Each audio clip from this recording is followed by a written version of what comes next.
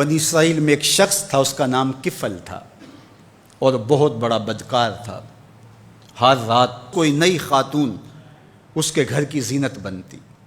ایک دن ایک خاتون کو 60 دینار دے کے وہ اپنے گھر لے آیا۔ جب بدی پہ آمادہ ہو گیا تو اس خاتون کا وجود کانپنے لگا، اس کا بدن تھر تھرانے لگا۔ کفل نے کہا کہ کیا ماجرا ہے؟ اس نے کہا، کفل میں کوئی بدکار خاتون نہیں ہوں، لیکن ضرورت مجھے تیری چوکھٹ پہ لے آئی ہے۔ بس دل کی اتھاہ گہرائیوں سے نکلے ہوئے جملے تھے، دل کی اتھاہ گہرائیوں میں اتر گئے۔ کفل پیچھے ہٹ گیا۔ میرے اور آپ کے آقا و مولا فرماتے ہیں کہ کفل کا اسی رات انتقال ہو گیا۔ لوگ جب صبح گئے تو کفل کے دروازے پہ لکھا ہوا تھا، ان اللہ قد غفر لکفل، اللہ نے کفل کو معاف کر دیا، اللہ نے اس کی بخشش اور مغفرت فرما دی۔ گناہ کو ترک کرنے والا، ارادے سے باز آ جانے والا اللہ کو کتنا محبوب ہوتا ہے۔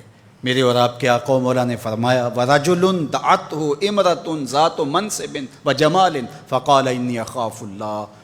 وہ شخص جس کو کسی خاتون نے دعوت گناہ دی، یا خاتون ہے اس کو مرد نے دعوت گناہ دی، اور اس نے کیا کہا، انی اخاف اللہ، میں اللہ سے ڈرتا ہوں، یا خاتون نے کہا میں اللہ سے ڈرتی ہوں۔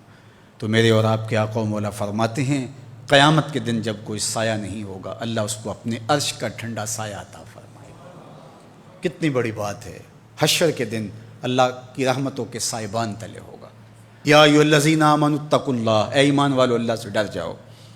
وَلْتَنْظُرْ نَفْسٌ مَّا قَدَّمَتْ لِغَدٍ، اور ہر جان یہ دیکھے اس نے آنے والے کل کے لیے آگے کیا بھیجا ہے۔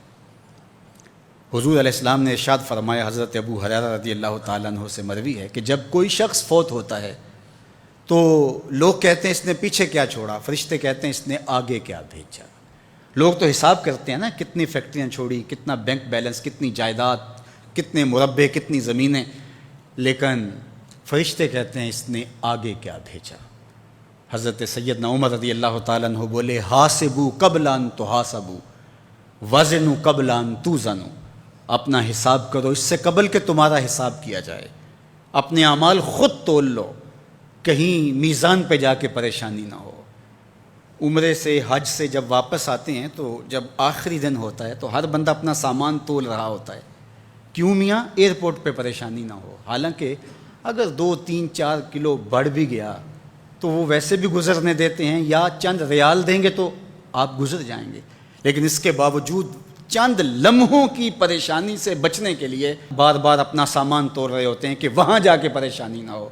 یار آب زمزم ہے، کھجوریں ہیں، ان کا وزن بڑھ گیا تو پریشانی ہوگی اور تم اس سے ڈرتے ہو، اور اگر برائیوں کا وزن بڑھ گیا تو کہا وزنوا قبل ان توزنوا، قبل اس سے کہ تمہارا وزن کیا جائے تم وزن پہلے کر کے دیکھ لو، تمہیں پتہ ہے تم کھڑے کہاں۔ ہر شخص کو پتہ ہے کہ میرے پاس نیکیاں کتنی ہیں، ہر شخص کو پتہ ہے میرے پاس برائیاں کتنی ہیں، نیکیاں محض اللہ کی رضا کے لیے کتنی ہیں، فساد نیت کا شکار کتنے عمل ہیں، ریاکاری کن کے ساتھ جڑ گئی، میرے کون سے اعمال ہیں جو عجب نے برباد کر دیے۔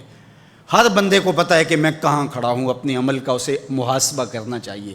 وَلْتَنْظُرْ نَفْسٌ مَّا قَدَّمَتْ لِغَدٍ، ہر جان دیکھے اس نے آنے والے کل کے لیے آگے کیا بھیجا ہے۔ یہاں تو دیکھتے ہو کہ پیچھے کیا چھوڑا ہے، لیکن آگے کیا بھیجا ہے۔ آج اگر تم نہیں سوچو گے تو ایک دن آئے گا، عَلِمَتْ نَفْسٌ مَّا قَدَّمَتْ وَأَخَّرَتْ، اللہ تعالیٰ ارشاد فرماتا ہے کہ ایک وقت آئے گا کہ ہر جان دیکھ لے گی کہ اس نے آگے کیا بھیجا اور اس نے پیچھے کیا چھوڑا۔ ہر چیز تشت ازبام ہو جائے گی۔ وَحُصِّلَ مَا فِي الصُّدُورِ، سینوں کے اندر چھپے ہوئے راز بھی باہر آ جائیں گے۔ جب سینوں کی چھپی چیزیں بھی تشت ازبام ہو جائیں گی تو باقی کیا بچے گا؟ تو کتنا سخت دن ہوگا۔ تو اس دن کی آج تیاری کرنا ہوگی۔ ہمیں بتایا گیا ہے دنیا دارالعمل ہے، جہاں جو کرو گے کل قیامت کے دن اس کی جزا یا اس کی سزا تمہیں دیکھنا ہوگی۔ اور قیامت کے دن جب نامہ اعمال ہاتھ میں دیا جائے گا، بندہ حیرت زدہ ہوگا، آنکھیں پھٹی کی پھٹی رہ جائے گی۔ ما لہذا الکتاب لا یغادر صغیرۃ ولا کبیرۃ الا احصاها، ہائے اس کتاب کو کیا ہو گیا، اس نے چھوٹی بڑی کوئی بات نہیں چھوڑی، سب کچھ لکھ دیا۔ لیکن پھر پچھتاوے کا کیا فائدہ؟ آج کا پچھتاوا کل کی بہتری کا ضامن بن جاتا ہے، لیکن کل کا پچھتاوا سوائے حسرت بڑھانے کے، دکھ اور اذیت بڑھانے کے اور کچھ نہیں ہوگا۔ اس لیے آج میں اور آپ دیکھیں کہ ہم کھڑے کہاں ہیں۔